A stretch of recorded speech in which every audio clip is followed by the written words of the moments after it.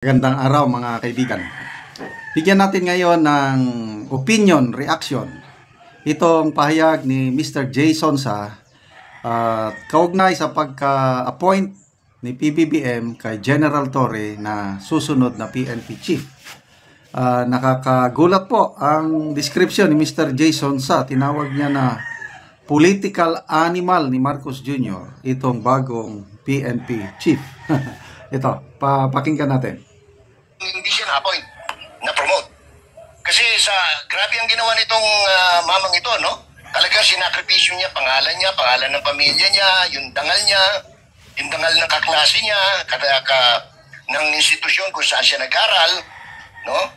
Kasi alam naman natin na talagang marami ang talagang sukal ang kalooban sa kanya. So talagang kung magtatanong ka kayo, lalabas ka sa kalye, walang natutuwa, no? Sa ordinaryong tao. Kaya lang, siyempre si Presidente natutuwa dahil alam niya na itong kanyang in-appoint talagang susunod sa mando niya, no? Kasi matagal ng obsession.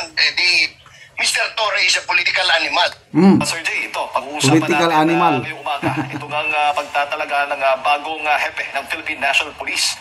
Sa katauhan ni Police Major General Nicolas Torre. Ano bang masasabi mo dito? Well, unang-una, ito ang kauna-unahang pagtatalaga ng isang nagtapos sa Philippine National Police Academy. Very historic ito sa bahagi ng PNPA at saka Public Safety College.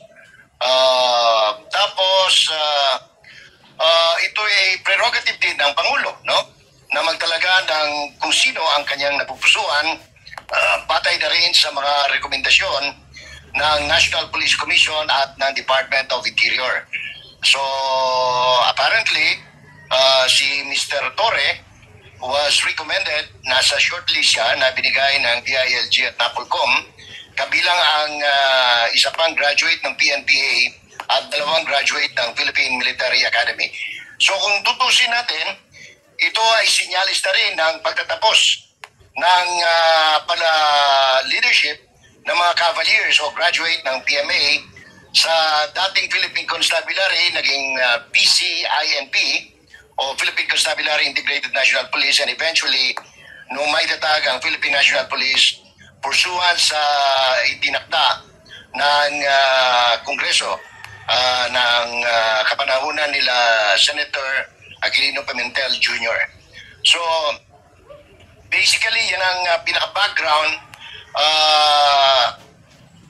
Wala tayong masasabi riyan na pwedeng kontrahin, no? Yung kagustuhan ng Pangulo sapagkat yan ang gusto niya. At yan naman talaga ang nasusunod. Pero sabi nga sa English, the appointment of presidential appointees, no? Ay nasa discretion at kumbaga sa salitang kalye, sa kursunada ng presidente yan. Kaya gusto mo o may question ay wala tayong magagawa kasi yan ang option ng presidente. Ngayon, makakabuti ba yan para sa bayan? Unang-una, kalimutan na natin yung salitang reconciliation, no? Kasi yan ang nabanggit sa isang panayam, kung di ako nagkakamali, isang podcast, no? Ng Katotong Tunging, no? Na sinasabing gusto makipag-reconcile ng Pangulo sapagkat ayaw niya ng may kaaway, ayaw niya ng may kakontra.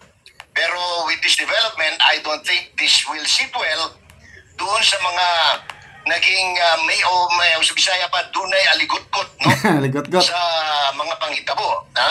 Galit. Among them, number one, people of Davao region, no, and Mindanao, dahil dun sa pinangunahan ni Major General Nicanor Torre III, yung raid at saka siege sa Kingdom of Jesus Christ, no, at nabulabog dyan hindi lamang ang New Jerusalem o kaya religious compound ng KOJC, kundi buong Mindanao, more particularly Davao City, dahil nagkagulo-gulo yung schedule ng mga flight doon, may mga na-delay sa biyahe nila, may mga nagkaroon na aberya. And then, sumunod dyan yung mga tauhan ng OVP, no? Office of the Vice President, nang magkaroon ng gulo at pilit na kinukuha o inaalis sa St. Luke's Medical Center o paglilipat sa St. Luke's Medical Center ng Chief of Staff ng OBP, no, Office of the Vice President.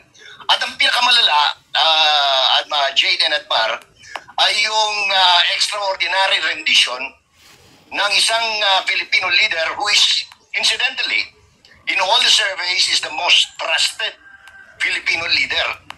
Bukod doon, huwag na yung pagiging leader niya, siya ay Pilipino na ipinagkanulo sa ibang bansa, no, sa ibang organisasyon, labas sa Pilipinas, habang umiiral naman ang sistema ng juridikatura sa bansa. So, kung usapan ay reconciliation, forget it. Wala na yun. You cannot expect people to accept with open arms and with smiling face the designation and promotion of Mr. Torre as the chief of the National Police, Jade. Considering, Sir Jay, doon po sa mga nabanggit po ninyo, linawin lang natin yung 16 na araw na pagkubkob ng mga kapulisan sa pangunguna nga ni Nicolas Torre, yun ay si Pastor ay sumuko, hindi na-aresto nila. Talagang, Oo, malinaw yun. Oo, No? kasi nga ibinibida nila sa mga na-aresto. pabida ni Mr. Torre na siya ang humuli. Walang ganon. Alam naman ng tao yun na ito ay malayo sa katotohanan. Kaya lang, yun nga, gimmick. Pero let it not be said na kinukwestiyon natin yung kanyang qualification, no? Because he is qualified to become a national police chief, no? Depende nga sa panlasa ng Pangulo. At in this particular case, mas pinili ni Presidente, siyempre yung tauhan na sa tingin niya ay sumusunod at makakasunod sa lahat ng kanyang kagustuhan o alituntunin o nais mangyari sa ating bansa, no? Sa ilalim ng kanyang liderato. Opo. Kaya nga po, nabanggit po ninyo yung lahat ng kanyang mga ginawa noong mga nakaraan. Considering that, ano yung expectation mo naman ngayon na naging hepe na siya o magiging hepe na nga o ng Philippine National Police? Dalawang bagay yan. Alam mo, ang problema kasi riyan, hindi fixed term yung panunungkulan ng PNP. Kung nataon niya ng appointee ay katulad ng pagiging commissioner ng COMELEC o pagiging commissioner ng tawag nito ng COA na or civil service na merong fixed term, kung pwede nating masabi na ngayon nakuha mo na yung ambisyon mo, pwede ka nang gawin yung tama kahit na hindi sangayon sa gustuhan ng presidente. Iba ito kasi ditong posisyon na ito, anong tawag niyan, walang term of office. You can be fired anytime kung sa tingin ng presidente hindi ka nakarapat-dapat sa kanyang panlasa. So ang expectation is lahat ng gusto ng presidente susundin niya. Kasi gusto niya mapanatili sa pwesto hanggang 2026 March, no? Kung saan siya may mandatory retirement. Opo. Ngayon, kaya naisulat ko nga na kagabi na magtataka ako kung hindi siya na-appoint, na-promote. Kasi grabe ang ginawa nitong mamang ito, no? Talagang sinakripisyo niya, pangalan ng pamilya niya, yung dangal niya, yung dangal ng kaklase niya, ng institusyon kung saan siya nag-aral, no? Kasi alam naman natin na talagang marami ang talagang sukal ang kalooban sa kanya. Opo. Dahil sa ginawa niya, hindi lamang kay Pastor Kibuloy, hindi lang kay Vice President Estrada, Duterte, lalong-lalo na kay Presidente Duterte. So talagang kung magtatanong ka kayo, lalabas ka sa kalye, walang natutuwa, no? Sa ordinaryong tao. Kaya lang, siyempre si Presidente natutuwa dahil alam niya na itong kanyang inappoint, talagang susunod sa mando niya, no? Kasi ito matagal ng obsession. Mr. Torre is a political animal. He is not more than being an officer and a gentleman of the Philippine National Police. This guy is a political animal. Yun nga. Kasi yun ang background niya From Samar na kinampihan niya ang isang political group na naging dahilan kung kaya siya dineclare na persona non grata up to the very moment na nila si Presidente Estrada ay Duterte at dinala doon sa The Hague, no?